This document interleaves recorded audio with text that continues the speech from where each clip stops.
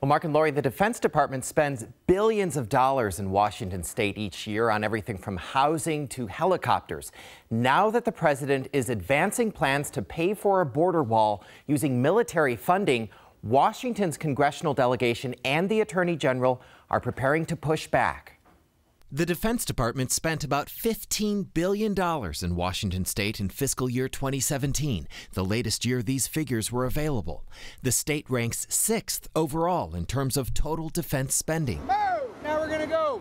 Entire communities depend on continued military investment, and the state's congressional delegation has identified about $180 million worth of projects the president could potentially raid to fund a border wall. They include a $19.5 million Whidbey Island Navy support facility, $26 million for refueling at JBLM, and a tactical equipment maintenance facility in Yakima worth $23 million.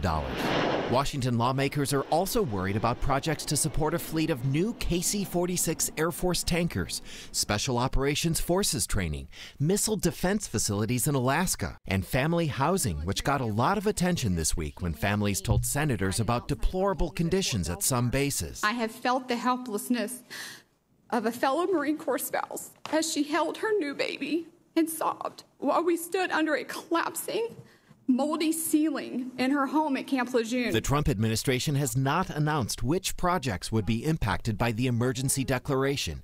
Washington Attorney General Bob Ferguson says his office is watching closely to see how this plays out in the coming weeks. If he goes after a pre-approved budget by Congress that involves programs and things in Washington state that impacts our state, and we would have standing to file a lawsuit against the president.